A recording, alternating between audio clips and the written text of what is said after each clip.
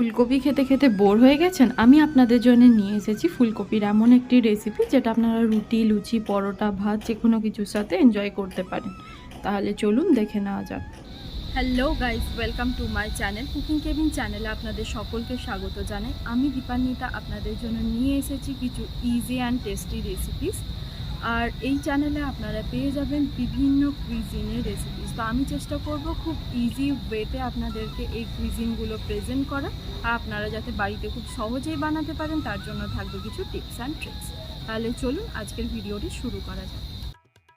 তো আজকে আমি আপনাদেরকে যে রেসিপিটি শেয়ার করছি সেটা হচ্ছে গোবি মশালা। তাহলে চলুন ভিডিওটি দেখতে থাকুন, কী কী উপকরণ লাগবে দেখা যাক আর রান্নাটা শুরু করা যাক।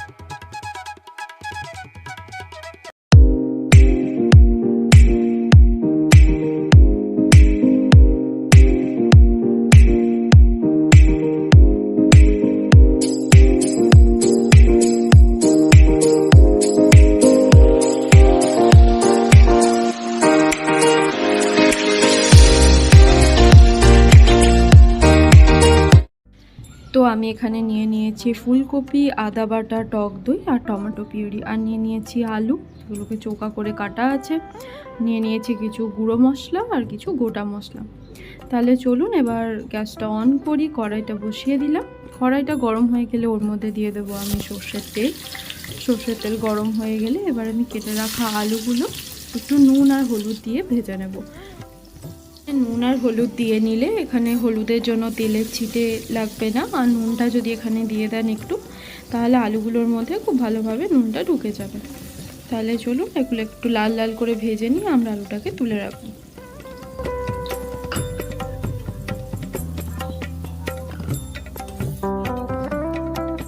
তো আমার এখানে আলুগুলো ভাজা হয়ে গেছে। এবার আমি কেটে রাখা ফুলকপিগুলো দিয়ে দেবো তেলের মধ্যে।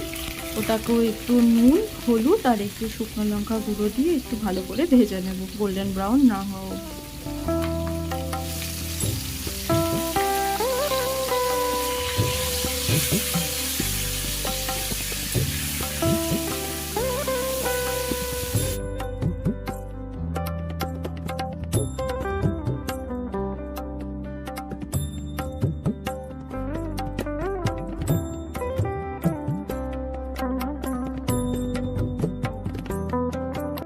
তো আমার এখানে ফুলকপিগুলো ভাজা হয়ে গেছে। তারপর আমি কড়াইয়ের মধ্যে আর একটু সর্ষের তেল অ্যাড করে আমি এখানে যে গোটা মশলাগুলো রেখেছিলাম, এখানে গোটা জিরে, তেজপাতা, শুকনো লঙ্কা ফোড়ন দিয়ে দেবো।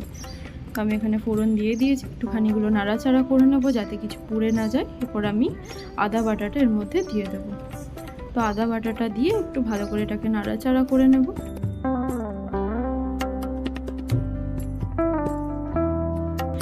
তো আদা বাটা দিয়ে আমার একটু নাড়াচাড়া করে নিয়ে আমি এখানে টমেটোর পিউরিটা দিয়ে দিলাম, তাহলে কারণ আদা খুব তাড়াতাড়ি পুড়ে যায়। তো টমেটোর পিউরিটা দিলে আদাটার পোড়ার ভয় থাকবে না। তো এখানে একটুখানি Kashmiri red chilli powder add করেছি যাতে গ্রেভিটার কালারটা খুব সুন্দর আসে।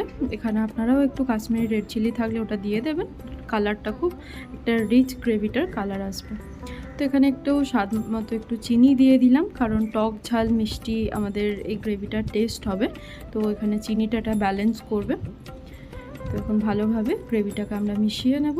এবার যে আমাদের গুঁড়ো মশলাগুলো আছে, ধনে গুঁড়ো, জিরে গুঁড়ো, হলুদ গুঁড়ো আর লাল লঙ্কার গুঁড়ো, সেগুলো আমরা এর মধ্যে এবার একে একে দিয়ে দেবো।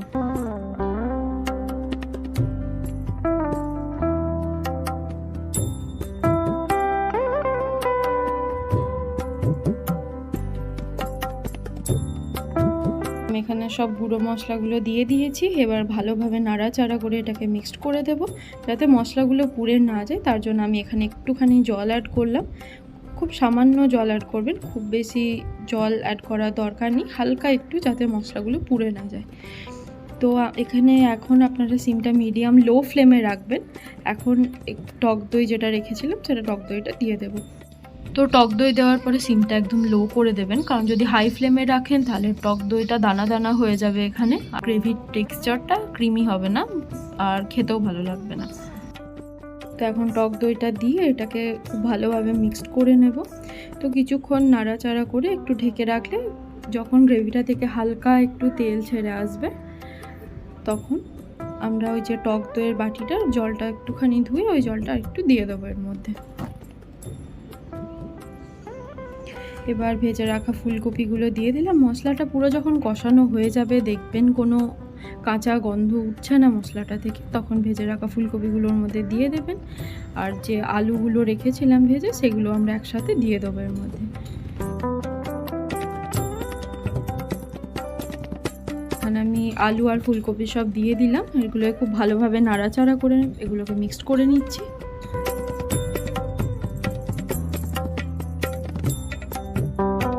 তো এটাকে আমি এখন একটা ঢাকা দিয়ে 10-15 মিনিট একটুখানি কুক করার পরে তারপর ঢাকনাটা খুলে একবার চেক করে নেব। মাঝে মাঝে একবার করে চেক করতে থাকবেন কি নিচে লেগে যাচ্ছে নাকি। আর সিমটা মিডিয়াম লোতেই রাখবেন। তো এখন আমার মনে হলো জলটা একটুখানি কম হয়ে এসেছে, ফুলকপি আলু মশলা সব লেগে যাচ্ছিলো হালকা। তো এখানে আমি একটুখানি জল ইউজ করেছি। তো এই গ্রেভিটার মধ্যে খুব বেশি যে ঝোল হবে সেটা না, এটা গায়ে লাগা একটুখানি গ্রেভিটা হবে। তো খুব বেশি জল ইউজ করবে না, যেরকম প্রয়োজন হবে সেরকম মতনই জল অল্প অল্প করে দিতে থাকবেন। তো আমার এখন এখানে একটুখানি দিয়ে দিলাম আমুলের ফ্রেশ ক্রিম, কারণ ক্রিমটা এই গ্রেভিটার মধ্যে একটা খুব ক্রিমি টেক্সচার অ্যাড করবে।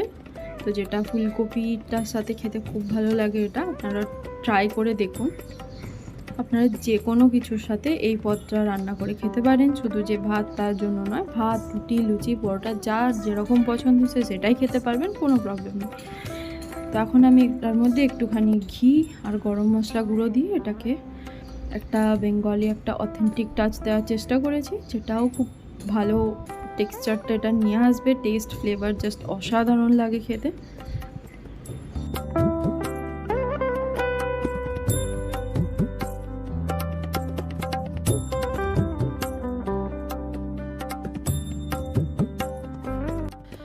তো আমাদের গোবি মশালা রেডি। আমরা এটাকে এবার গরম গরম সার্ভ করব। যার যেরকম পছন্দ সে তার সাথে এটাকে এনজয় করুন। তো এটাকে আমরা এবার একটুখানি ক্রিম আর ধনেপাতা কুচির সাথে একটু খুব ভালোভাবে গার্নিশিং করে এটাকে গরম গরম সার্ভ করুন আর এনজয় করুন। তো ভিডিওটা যদি আপনাদের ভালো লাগে আমার চ্যানেলটিকে সাবস্ক্রাইব করে দেবেন, আর যদি আপনাদের কিছু আমাকে বলার থাকে সেটা আমাকে অবশ্যই কমেন্ট করবেন। ধন্যবাদ আপনাদের সকলকে আমার এই ভিডিওটিতে শেষ অবধি দেখার জন্য। তাহলে চলুন দেখা হচ্ছে পরের ভিডিওতে।